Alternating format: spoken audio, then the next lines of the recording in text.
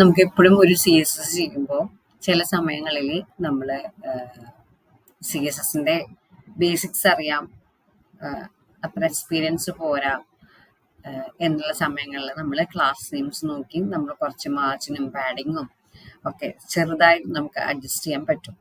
അപ്പോൾ ആ ഒരു സമയത്ത് നമ്മൾ കാണുന്ന ഒരു കാര്യമാണ്, നമ്മൾ ഇൻസ്പെക്ട് ചെയ്യുമ്പോൾ നമ്മൾ റൈറ്റ് ക്ലിക്ക് ചെയ്തു, ഇൻസ്പെക്ട് ചെയ്യാനായിട്ട് ഇൻസ്പെക്ട് സെലക്ട് ചെയ്തു, നമ്മൾ ആ എലമെന്റിൽ പോയിന്റ് ചെയ്തു. പോയിന്റ് ചെയ്യുമ്പോൾ ഇവിടെ കാണാം ഹൈറ്റും വിഡ്ത്തും, അത് രണ്ടും ഡിസേബിൾഡ് ആയിട്ട് കിടക്കുന്നത്. ഓക്കെ, പല സമയങ്ങളിലും നമ്മൾ ഇങ്ങനെ നോട്ട് ചെയ്തിട്ടുണ്ടാവും. പിന്നെ നമ്മൾ കുറെ നോക്കുമ്പോഴായിരിക്കും നമുക്ക് അന്ന് ഇമ്പോർട്ടൻ്റ് എന്ന് കൊടുക്കാം, അങ്ങനെ ഒരു വാല്യൂ കൊടുക്കാം, ആ പ്രോപ്പർട്ടിക്ക് അങ്ങനെ ഒരു വാല്യൂ കൊടുത്ത് അതിനങ്ങനെ വെക്കാം എന്ന് വെക്കാം. പക്ഷെ അതിൽ ഏറ്റവും നമ്മൾ ശ്രദ്ധിക്കേണ്ടത്, നമ്മൾ കണ്ടോ അതിൻ്റെ മുകളിൽ തൊട്ട് മുകളിലായിട്ട് ഒരു ഡിസ്പ്ലേ വാല്യൂ കൊടുക്കുന്നുണ്ട്. അപ്പോൾ ഡിസ്പ്ലേ വാല്യൂസ് നമ്മൾ നന്നായിട്ട് എന്തൊക്കെ ഡിസ്പ്ലേ വാല്യൂസ് ഉണ്ട് എന്നുള്ളത് നമുക്ക് അറിഞ്ഞിരിക്കണം. സോ ഇതിൽ വന്നിരിക്കുന്നത് ഇൻലൈൻ ആണ്. ഇൻലൈൻ ആവുമ്പോൾ ആ എലമെന്റിന്റെ കോണ്ടന്റ് വിഡ്ത്ത് എത്രയുണ്ടോ അത് ഓട്ടോമാറ്റിക്കലി അങ്ങനെ തന്നെ എടുത്തുകൊണ്ടിരിക്കും ഇൻലൈൻ ഡിസ്പ്ലേ കൊടുത്തു കഴിഞ്ഞാൽ. അതിന്റെ പ്രോപ്പർട്ടിയാണ്, ഇൻലൈനിന്റെ പ്രോപ്പർട്ടിയാണ് അങ്ങനെ. അതുകൊണ്ടാണ് നമ്മൾ കൊടുത്ത സ്പെസിഫൈ ചെയ്ത ഹൈറ്റും വിഡ്ത്തും അത് എടുക്കാത്തത്. ഓക്കെ, സോ നമ്മളുടെ കോഡിങ്ങിലേക്ക് പോവുകയാണെങ്കിൽ നമുക്കവിടെ കാണാം ഇൻലൈൻ കൊടുത്തിട്ടുണ്ട്, ഹൈറ്റും വിഡ്ത്ത് കൊടുത്തിട്ടുണ്ട്, ബാക്ക്ഗ്രൗണ്ട് കളർ കൊടുത്തിട്ടുണ്ട്. ഓക്കെ, ഇവിടെയാണ് ഐറ്റം 1 എന്ന് കൊടുത്തിട്ടുണ്ട്. വീണ്ടും ഞാൻ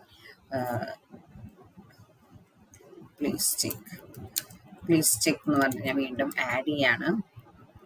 സോറി, എലമെന്റിന്റെ ടി പോയി. ഓക്കെ, പ്ലീസ് ചെക്ക് എന്ന് പറഞ്ഞ് ഞാൻ വീണ്ടും ആഡ് ചെയ്യാണ്. ഓക്കെ, പ്ലീസ് ചെക്ക് എന്ന് പറഞ്ഞു കൊടുത്തു. ഞാൻ വീണ്ടും സേവ് ചെയ്തു. സേവ് ചെയ്തതിന് ശേഷം വീണ്ടും ഞാൻ റൺ ചെയ്യാണ്. കണ്ടോ, ആ എലമെന്റിന്റെ വിഡ്ത്ത് അനുസരിച്ച് അത് എക്സ്പാൻഡ് ചെയ്യും. അങ്ങനെയാണ് അതിൻ്റെ ഒരു പ്രോപ്പർട്ടി ഇൻലൈൻ്റെ. അപ്പോൾ നമ്മളെപ്പോഴും പലപ്പോഴും നമുക്ക് ഇങ്ങനെ എന്തുകൊണ്ടാണ് ചില പ്രോപ്പർട്ടീസ് ഹൈറ്റും വിഡ്ത്തും ഒക്കെ ഡിസേബിൾഡ് ആയി കിടക്കുന്നത് എന്ന് നോക്കുമ്പോൾ അതിൻ്റെ ഡിസ്പ്ലേ എന്താണെന്ന് നമ്മൾ ചെക്ക് ചെയ്യണം.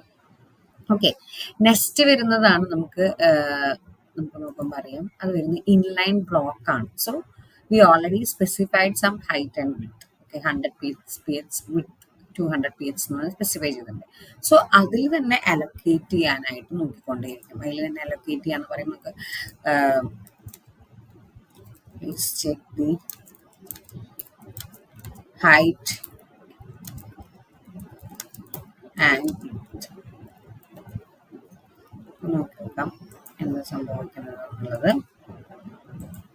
കണ്ടോ, അതിലേക്ക് തന്നെ ടെസ്റ്റ് റാപ്പ് ചെയ്ത് വരാണ്.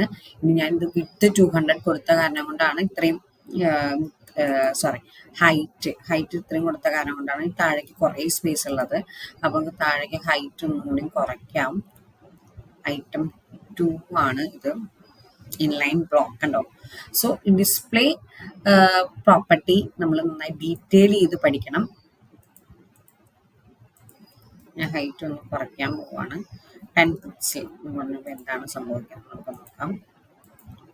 കണ്ടോ, അപ്പോൾ അവര് ആ ഒരു സെറ്റ് അത്രേ വരുന്നുള്ളൂ, പക്ഷെ ബാക്കിയുള്ളതൊക്കെ അതിൻ്റെ ഔട്ട്സൈഡ് ആയിട്ടാണ് വന്നിരിക്കുന്നത്.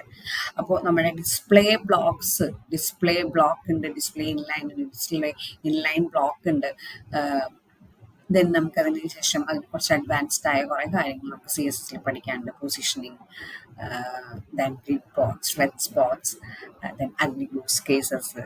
അപ്പോൾ ഇതെല്ലാം അറിയണമെങ്കിൽ please contact us. Thank you.